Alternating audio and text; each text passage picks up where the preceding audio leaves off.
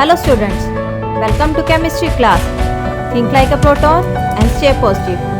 Let's begin. Now next topic of chapter 4 chemistry is valence shell. Valence shell किसे बोलते हैं और इसी के साथ एक टर्म और रिलेट करती है, वैलेंस इलेक्ट्रॉन्स. वैलेंस इलेक्ट्रॉन्स किसे कहते हैं? वैलेंस शेल वो शेल होता है जिसमें सबसे लास्ट में इलेक्ट्रॉन्स पाए जाते हैं. We can also say that the outermost shell of an atom is known as a valence shell. और वैलेंस इलेक्ट्रॉन किसे बोला है? Valence electron means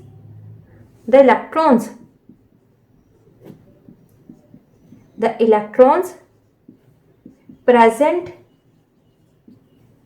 in the valence shell. They represent as a valence electron. For example,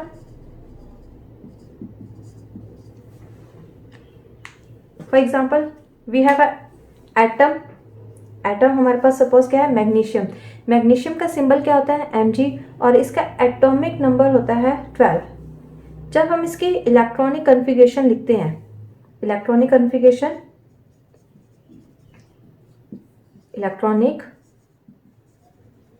configuration तो हम क्या करते हैं, orbits को रिप्रेजेंट करते हैं. ऑर्बिट कौन कौन से होते हैं? Orbit means shells, K, L, M and N, so on.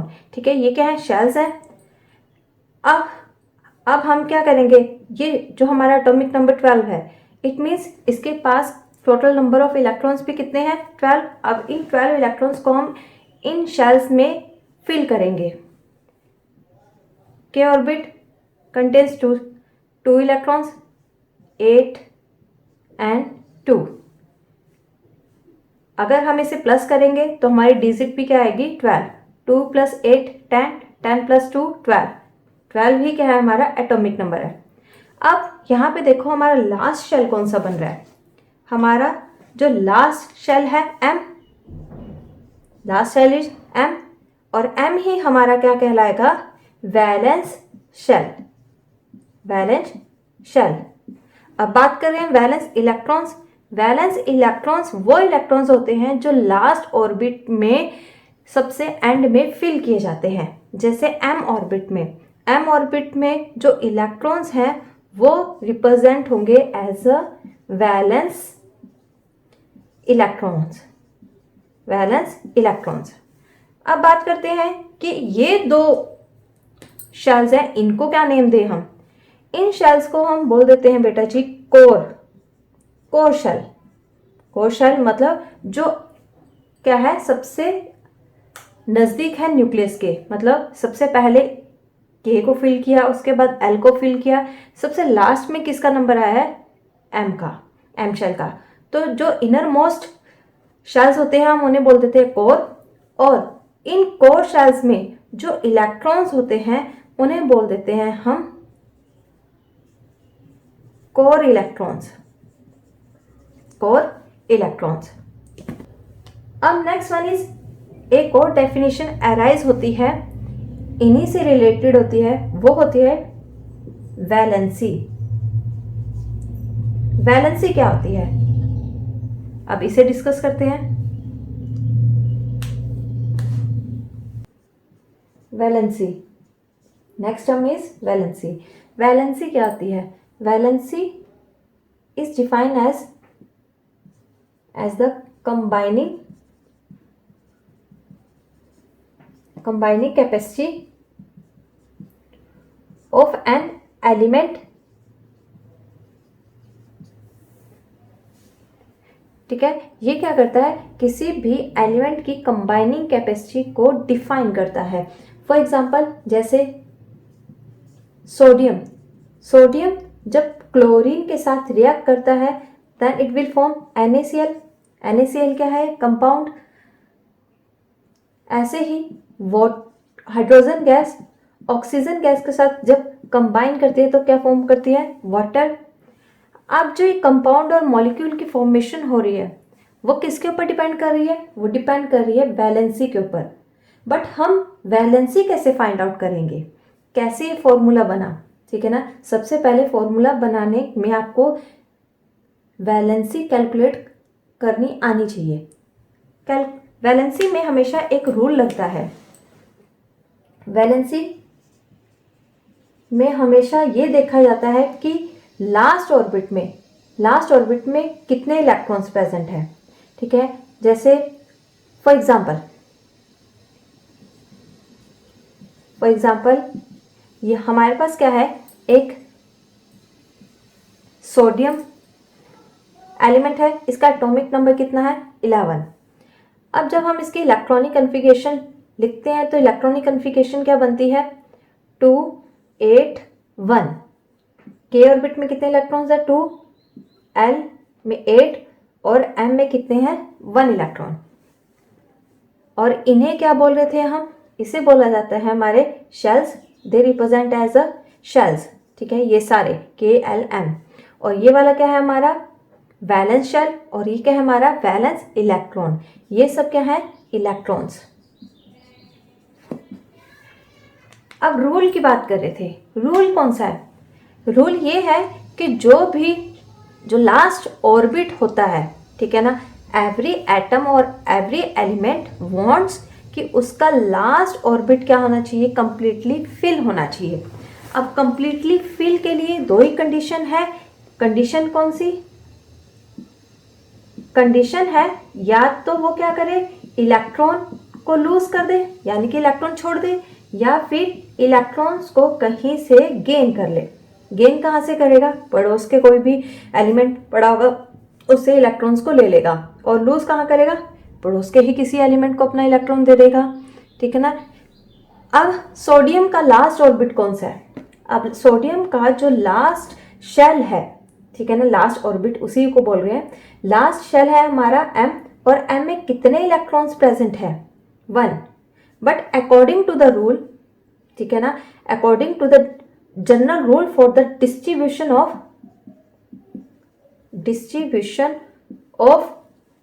Electrons के डिस्ट्रीब्यूशन के लिए हम रूल हमेशा कौन सा यूज करते हैं बेटा जी, यह शायद आप सबको पता होगा, 2 8 8 8, ये वाला रूल यूज करते हैं।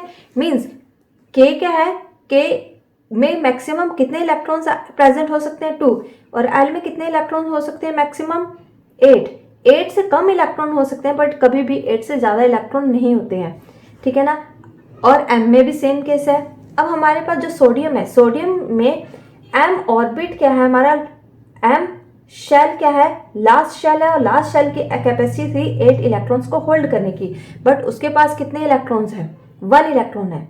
अब जो सोडियम है, अगर कहीं से उसको 7 इलेक्ट्रॉन, अब उसे गेन कितने करने हैं, इस केस में गेन कितने करने हैं, उसको 7 इलेक्ट्रॉन्स गेन करने हैं।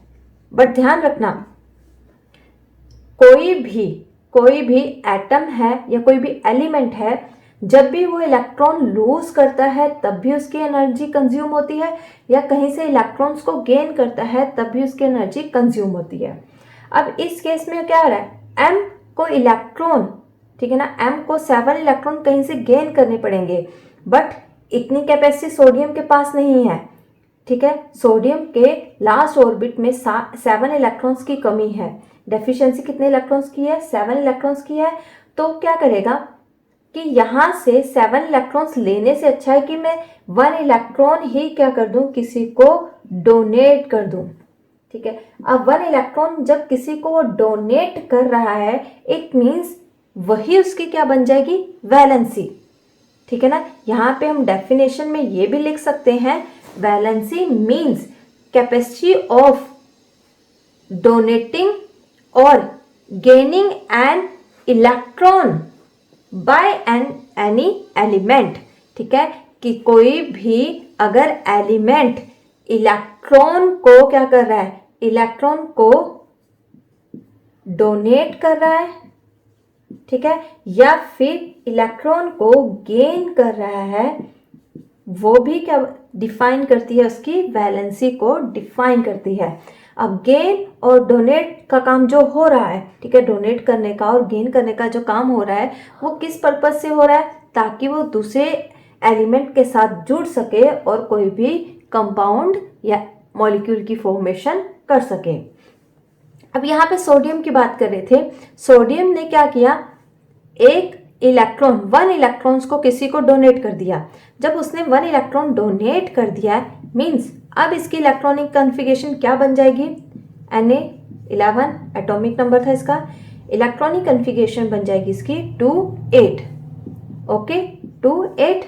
अब एक इलेक्ट्रॉन डोनेट कर चुका है, एक इलेक्ट्रॉन डोनेट कर चुका है मींस सोडियम के ऊपर एक पॉजिटिव चार्ज आ जाएगा। समझ में आया, एक पॉजिटिव चार्ज क्यों आया, यही पॉजिटिव चार्ज क्या बन जाएगा, इसकी वैलेंसी, मींस इसकी जो वैलेंसी होगी वो होगी 1 पॉजिटिव। अकेला पॉजिटिव चार्ज है, अकेले पॉजिटिव चार्ज का मीनिंग होता है कि 1 इलेक्ट्रॉन क्या हुआ, लूज हुआ है। पॉजिटिव का मीनिंग क्या है, यहाँ पे एक साइड में आप नोट डाउन भी कर लेना, positive always represent loss of किसका लॉस हुआ है, इलेक्ट्रॉन का, ठीक है। और नेगेटिव साइन, अगर इन केस नेगेटिव साइन आता है तो उसका मीन होता है गेन ऑफ इलेक्ट्रॉन।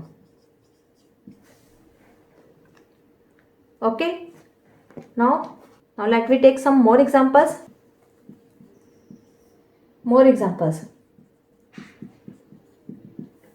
सपोज मेरे पास कुछ एलिमेंट्स है, first one is oxygen, second one is aluminium and third one is chlorine. ये क्या है, मैंने 3 एलिमेंट्स ले लिए हैं। अब हमने बात की थी कि वैलेंसी कैसे निकालनी है, ठीक है। वैलेंसी निकालने के लिए क्या कर रहे हैं हम, ये देखते हैं कि लास्ट ऑर्बिट में कितने इलेक्ट्रॉन्स हैं। First of all write down it's electronic configuration. Oxygen का एटॉमिक नंबर बेटा जी 8 होता है। जब हम इसके इलेक्ट्रॉनिक कॉन्फ़िगरेशन लिखते हैं तो इलेक्ट्रॉनिक कॉन्फ़िगरेशन बनती है 2 6। कैसे लिखा ये तो पता चल गया ना, 2 + 6 8, और 8 ही क्या है इसके टोटल। अब इसके पास कितने इलेक्ट्रॉन्स है, टोटल इलेक्ट्रॉन है क्योंकि, और 8 ही इसका एटॉमिक नंबर है। बट जब हमें वैलेंसी फाइंड आउट करनी है, वैलेंसी फाइंड आउट करने के लिए हम हमेशा लास्ट शेल और को देखते हैं। लास्ट शेल में कितने इलेक्ट्रॉन्स है, एल शेल है। एल शेल की बेसिकली कैपेसिटी कितने इलेक्ट्रॉन्स की थी, 8 इलेक्ट्रॉन्स को होल्ड करने की थी। But in case of oxygen, in oxygen, ठीक है ना, ऑक्सीजन के केस में एल के पास कितने इलेक्ट्रॉन्स हैं, एल के पास टोटल नंबर ऑफ इलेक्ट्रॉन्स कितने हैं, 6 इलेक्ट्रॉन है। और every element wants to complete its octet, ठीक है, ऑक्टेट। अब ऑक्टेट क्या वर्ड है, ऑक्टेट का मीनिंग है बेटा जी कि जो भी एलिमेंट होता है या कोई भी एटम होता है वो चाहता है कि उसका जो लास्ट ऑर्बिट में 8 इलेक्ट्रॉन्स, ऑक्टेट मतलब 8 इलेक्ट्रॉन्स की कैपेसिटी है तो वो 8 इलेक्ट्रॉन को फिल कर ले, ठीक है। चाहे उसकी मर्जी है यहाँ पे इस ऑक्टेट को पूरा कर ले, या फिर कई केसेस में ऐसा होता है कि वो लास्ट ऑर्बिट में अगर कम इलेक्ट्रॉन प्रेजेंट है, ठीक है ना, 4 से कम इलेक्ट्रॉन्स प्रेजेंट है, 4 से कम इलेक्ट्रॉन है, तो वो इलेक्ट्रॉन को लूज कर देता है, तो उससे पहले पड़ा हुआ जो ऑर्बिट हो जाता है वही उसका लास्ट ऑर्बिट बन जाता है, ठीक है। ऑक्टेट का मीनिंग समझ में आया। ऑक्टेट का मतलब होता है कि लास्ट ऑर्बिट को क्या करना है, उसने 8 इलेक्ट्रॉन से फिल करना है। अब ऑक्सीजन की बात कर रहे थे हम। ऑक्सीजन के केस में क्या है, टोटल नंबर ऑफ इलेक्ट्रॉन्स कितने होने चाहिए, 8, बट है कितने, 6। अब 8 में से 6 माइनस किए, कितने इलेक्ट्रॉन्स की कमी है, 2 इलेक्ट्रॉन्स की कमी है। अब बेटा जी मैंने पहले भी अभी डिस्कस किया था कि लास्ट ऑर्बिट में से या तो एटम चाहेगा कि इलेक्ट्रॉन्स को क्या कर दे, लूज कर दे, या कहीं से इलेक्ट्रॉन्स को गेन कर ले। बट यहाँ पे जब वो लूज करेगा तो 6 इलेक्ट्रॉन्स उसको लूज करने पड़ेंगे। 6 इलेक्ट्रॉन्स को लूज करना मीन्स उसको ज़्यादा एनर्जी कंज्यूम करनी पड़ेगी।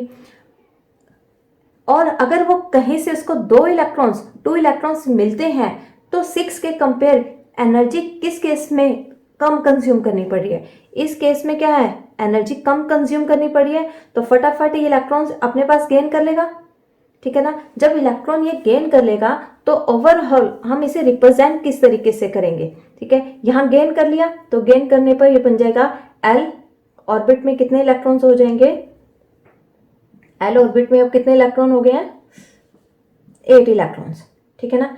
अब हम इसे रिप्रेजेंट कैसे करते हैं, रिप्रेजेंट करते हैं ऑक्सीजन 8, क्योंकि नंबर ऑफ प्रोटॉन तो फिक्स रहते हैं बेटा जी, ऐसा नहीं है कि आप यहाँ पे एटॉमिक नंबर ही चेंज कर दोगे, क्योंकि एटॉमिक नंबर तो सिर्फ किसके ऊपर डिपेंड करता है, प्रोटॉन्स के ऊपर।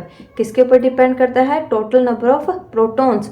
और आप कम ज़्यादा किसको कर रहे हो, इलेक्ट्रॉन्स को कम ज़्यादा कर रहे हो। इनके अंदर प्रेजेंट क्या होते हैं, इलेक्ट्रॉन्स, आप इलेक्ट्रॉन्स को कम ज़्यादा कर रहे हो, ठीक है। जैसे ही आपने 2 इलेक्ट्रॉन इसमें एक्स्ट्रा ऐड कर दिए तो इस तरीके से 2 नेगेटिव का साइन आ जाएगा।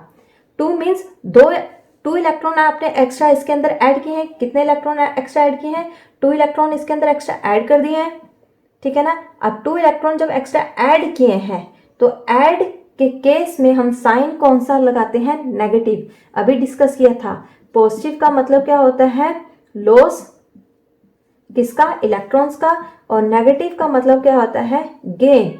और गेन किस चीज का हो रहा है, इलेक्ट्रॉन्स का, ठीक है। अब जो ये वैल्यू हमने लिखी है 2 नेगेटिव, यही क्या बन जाएगी, ऑक्सीजन की वैलेंसी। यही क्या रिप्रेजेंट करती है, वैलेंसी।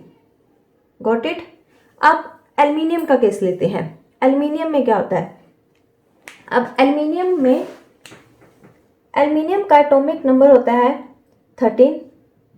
अब इसकी जब इलेक्ट्रॉनिक कन्फिगरेशन लिखते हैं तो इलेक्ट्रॉनिक कन्फिगरेशन में बनता है 2 8 3।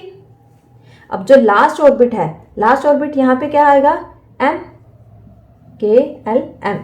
अब M ऑर्बिट की कैपेसिटी थी कितने इलेक्ट्रॉन्स को होल्ड करने की, 8 इलेक्ट्रॉन्स को, मींस 8 - 3, ठीक है ना। कितने इलेक्ट्रॉन्स की कमी है अभी, 5 इलेक्ट्रॉन्स की कमी है।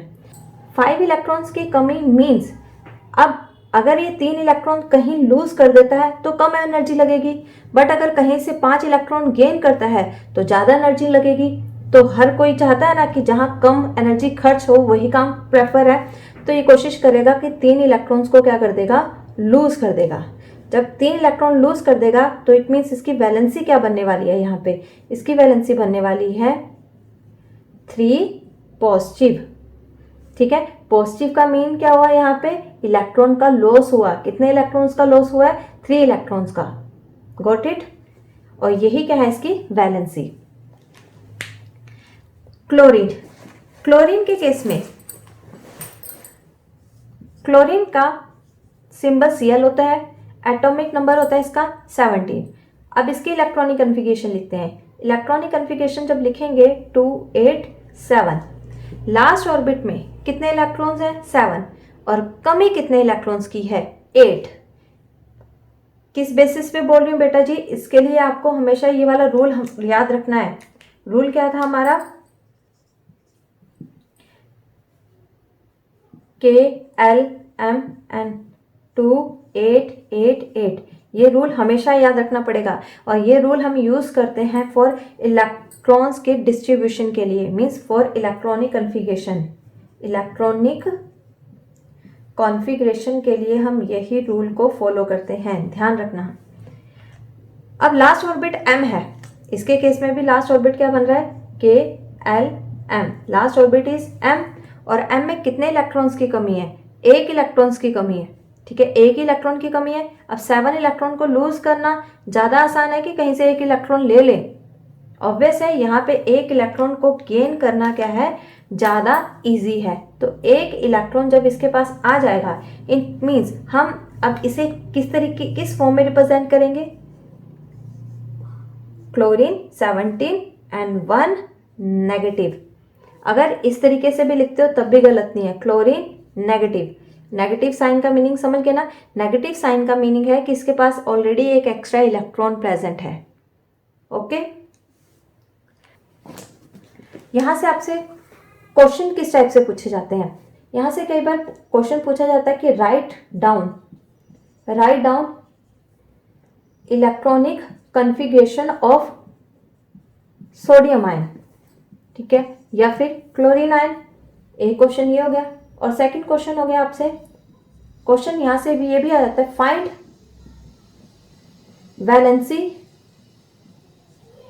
वैलेंसी ऑफ ऑक्सीजन या फिर नाइट्रोजन। अब फर्स्ट क्वेश्चन को कैसे सॉल्व करेंगे? फर्स्ट क्वेश्चन में क्या पूछा गया है? इलेक्ट्रॉनिक कन्फिगरेशन लिखनी है किसकी? सोडियम आयन की लिखनी है, Na positive. Already positive sign है। पॉजिटिव साइन का मीनिंग है कि 1 इलेक्ट्रॉन ऑलरेडी क्या हो चुका है? लूज हो चुका है यहाँ से, ठीक है। यहाँ पे ऑलरेडी 1 इलेक्ट्रॉन का लॉस हो चुका है, ठीक है। अब इलेक्ट्रॉनिक कन्फिगरेशन लिखते हुए किस तरीके से रिप्रेजेंट करेंगे हम? इसे रिप्रेजेंट करेंगे KLM, ठीक है। एटॉमिक नंबर हमें पता है कि 11 है, ठीक है ना, बट हम 11 के अकॉर्डिंग इलेक्ट्रॉनिक कन्फिगरेशन नहीं लिखेंगे। हम तो इलेक्ट्रॉनिक कन्फिगरेशन में इलेक्ट्रॉन्स के अरेंजमेंट को लिखते हैं। किसके अरेंजमेंट को लिखते हैं? इलेक्ट्रॉन्स के अरेंजमेंट को लिखते हैं।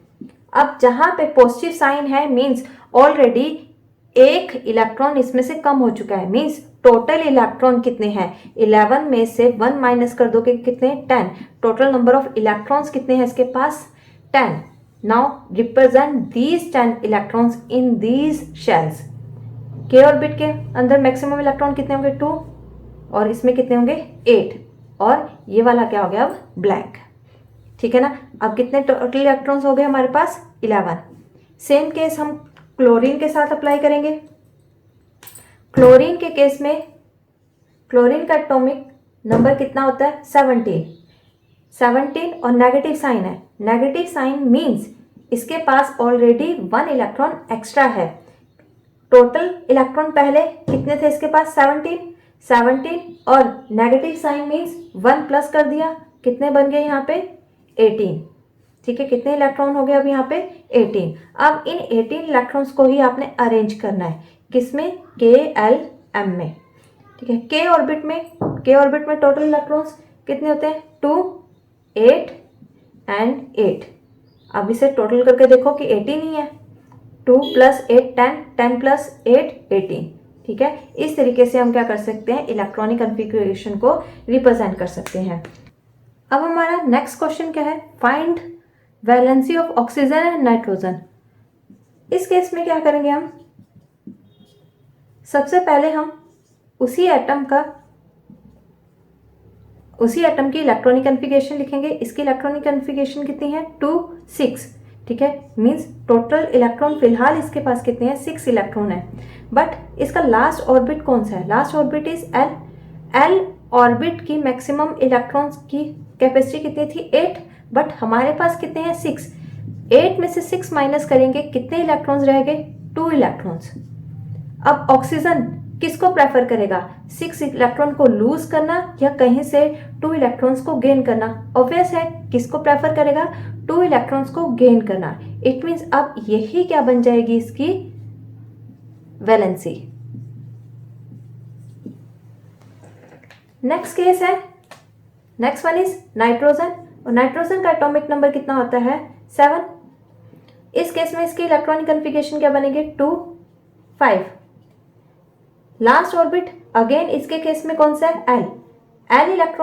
L में कितने इलेक्ट्रॉन्स होते हैं? 8, बट नाइट्रोजन के खुद के पास कितने हैं? 5। अब 8 में से 5 माइनस करेंगे, कितने इलेक्ट्रॉन्स रह गए? 3 इलेक्ट्रॉन्स। अब प्रेफरेंस किसकी रहेगी? नाइट्रोजन इन 5 इलेक्ट्रॉन्स को किसी को डोनेट कर दे या 3 इलेक्ट्रॉन्स कहीं से गेन कर ले? ऑब्वियस है, इस केस में भी क्या करेगा? 3 इलेक्ट्रॉन्स को गेन करेगा, ठीक है। तभी इसकी वैलेंसी क्या बन जाती है? 3 नेगेटिव। और इस केस में वैलेंसी क्या बनेगी? 2 नेगेटिव। ओके।